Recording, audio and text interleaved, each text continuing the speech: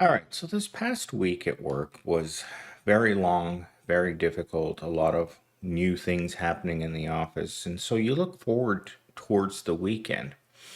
But then you get to the weekend and it's like you want to decompress, but there's no time. All you have time to do is get the things that you need to get done. And if you're wondering why I didn't put up a video yesterday, it's because every once in a while I've got to up my game, right? You guys are going to see already, or you guys have already seen what I've done. So I was on the treadmill yesterday thinking of ways because I have to do research. I have to keep the channel moving in a positive direction. But finding the time to do research on new technology, new software, new ways of doing things takes time. And that time takes away from making more videos. So moving forward, you guys are going to see more of what you just saw about 55 seconds ago. And you guys tell me down in the comments, do you like it? It doesn't take a whole lot of time in order to do this, but I think it will add a genuine element of surprise to new people coming here. All right, with that said, let's get into today's first monologue. They call it a weekend, but it doesn't feel like one. It feels like 2 days of scrambling to fix everything that fell apart while you were too busy working. You don't get to rest. You just swap out one kind of labor for another, and somehow we're still supposed to be grateful for it. If you're like me, your weekends aren't your weekends. They're just a time to go to a different job. It was around 4 o'clock in the afternoon, and I was working on the technology that I mentioned already, and Amazon knocked on my door, and it was another rack that I needed to put together in a tiny little box with gloves. And I thought, oh my God, when am I going to have time to put all of this together? Well, if you're like me, you know you have to find time to do extra things because my weekends are just scheduled back to back to back, hour after hour, trying to make more videos so that I have them to post during the week, or at least I'm trying to get 10 videos up so I have 2 weeks worth. So if I need to take time off, if I need to do something next weekend, I can. Because right now, I'm kind of trapped in this no win situation where I need my YouTube revenue to go up, but I don't know how to do that. In fact, I was 3 sheets to the wind last night. I was talking to Chat GPT about how am I going to improve this channel to attract more people. And believe me, what I created today, it wasn't without a cost. All right, let's get into our first talking point. Most days off are now crammed with survival tasks, medical appointments, car repairs, grocery hauls, and catching up on unpaid life maintenance. Actual rest, sleep in, relaxing, mental recovery has been squeezed out by the endless responsibilities left over from the work week. This is why it drives me up a wall when you go to a business and they decide that they want Sunday off, like the tire place. You drive past it and you're like, why is the tire place closed? When do I have time to go to the tire store during the week when they're open? My mornings always begin early and my evenings end with me not being able to do anything because I have to find some way of relaxing. And for all of those of you who think it's like, oh, you're terrible for what you do at night, you need to stop doing that. I'm like, life isn't going to stop being hard on you just because you don't want to think about work when you're at home. For some of us, we've got to literally take a mallet to the side of our melon and hit ourselves to put ourselves into a state in which we can stop thinking about all of our problems. Our problems follow us around like that little cloud over your head, whether it's your financial problems, relationship problems, your spiritual problems, or you've just had your soul crushed by evil corpse so many times that you can feel your soul coming out of your rear end like a Play-Doh mold, right? Where you just squeeze it and it just comes out and there's your soul. And you hold it in your hands and you kind of play with it and you crush it in your fingers and you think this is all that's left of me at the end of one day. Can you imagine what soul crushing does to you after 40 years? By the time they put you in the wood box, there's barely any recognizable proletariat man in the box. Talking point number two. Despite dangling PTO like a benefit, companies are so understaffed and hyper focused on productivity that actually using your time off feels like you're letting the team down.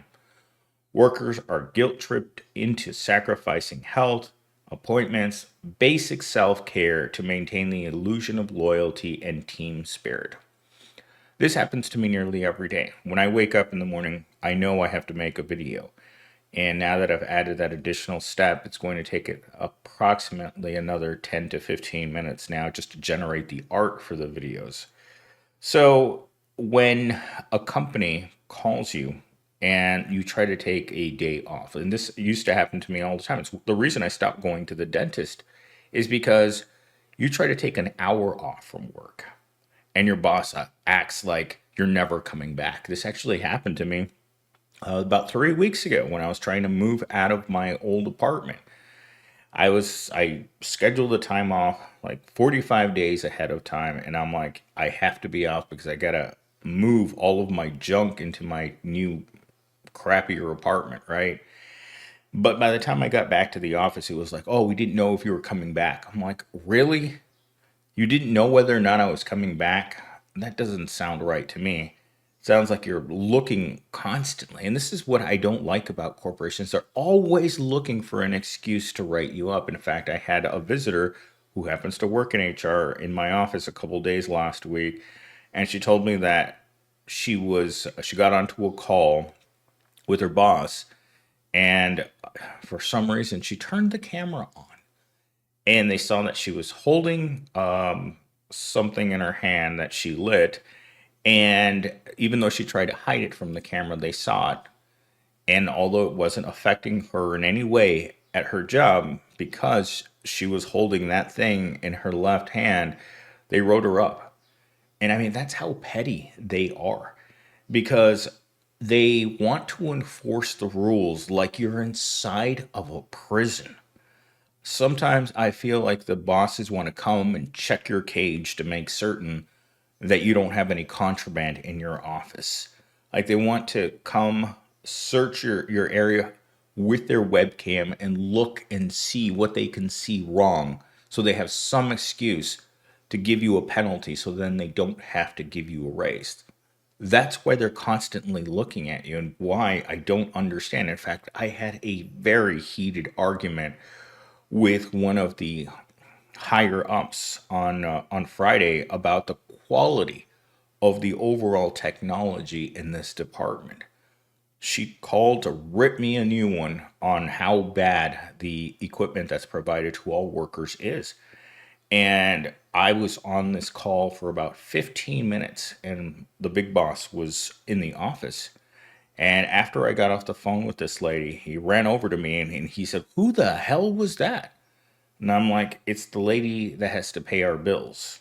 She's not happy that I spent nearly $20,000 this month.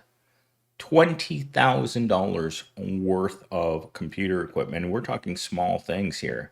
We're talking about network cables, switches, just anything that you need in order to get a computer onto a network and fully functional. I order hard drives and memory and big, bulky computers, big, impressive machines and batteries, and you wouldn't believe what it's like to manage the purchasing for a large corporation.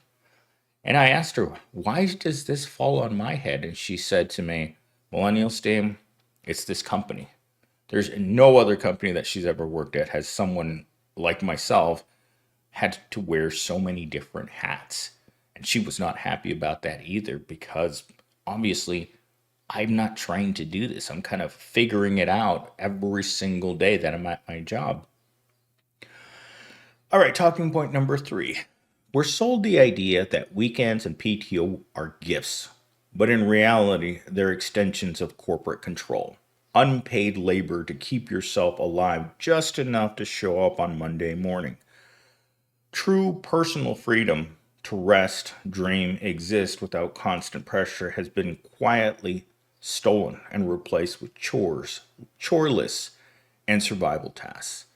I have so many little things to do today that it's ridiculous. I keep looking over at that pile of sticks that I have to put together, and that's going to take a couple of hours.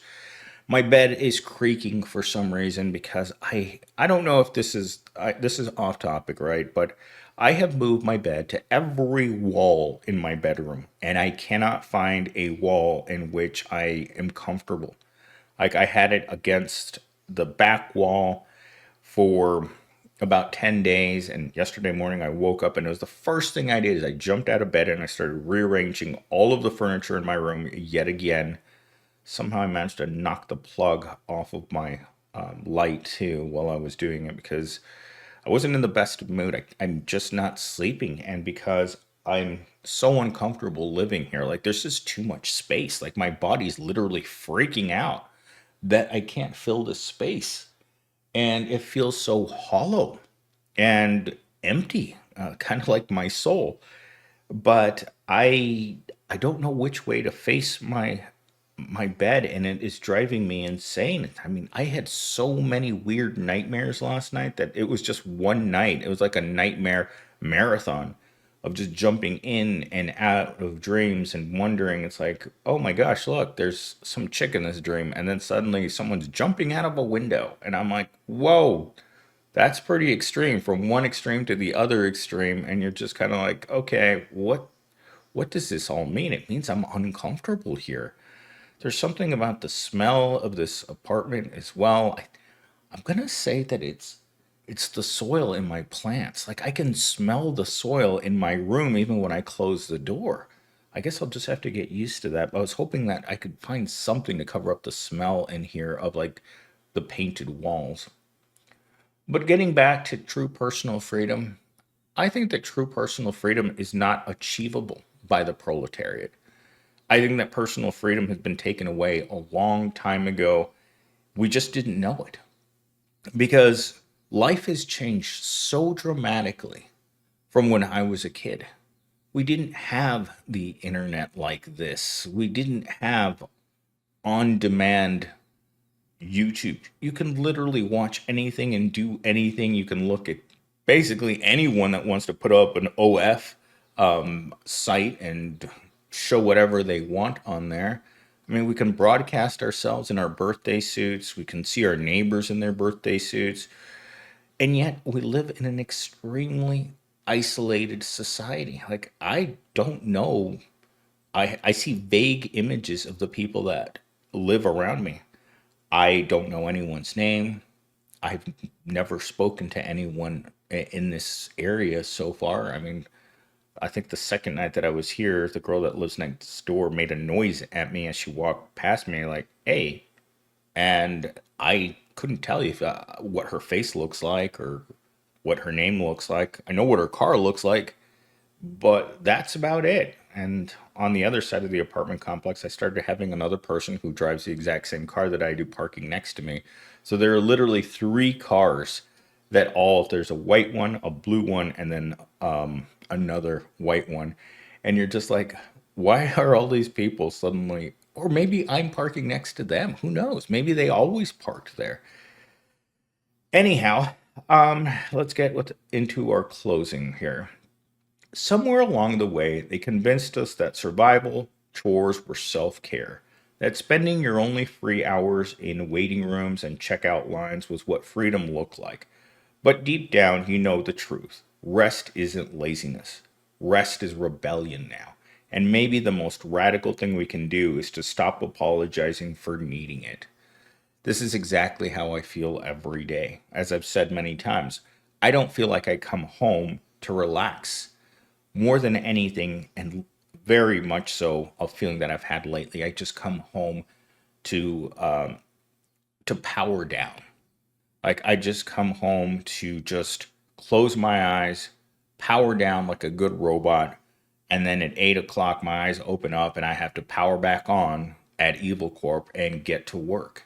Like there's no real time in which you can say, you know what, I have time, I have money, I can relax.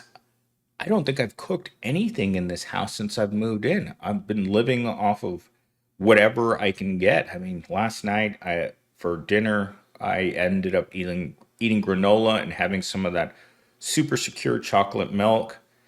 And as my meals, I've been eating little square chunks like rabbit food of cheese and deli meats that I bought. I bought a sampler from Walmart on Friday, which is something that they don't sell at Kroger's for some reason. I thought, you know what, this is what I'm going to eat all weekend.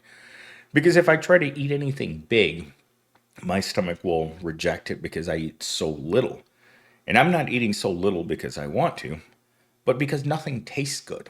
And everything is so expensive that why are you going to throw away $20 on a meal that you're going to, a one time meal that's small and that is lacking in flavor and taste and your overall enjoyability, just like with life. Again, it is something that I just don't understand. In fact, I was just telling one of the girls at the salon yesterday when she was talking about going to eat at a fancy restaurant in Scottsdale, and I said, "You mean like Taco Bell?" And she just looked at me like, "Millennial Stain, Taco Bell isn't expensive." I'm like, "Have you been there?"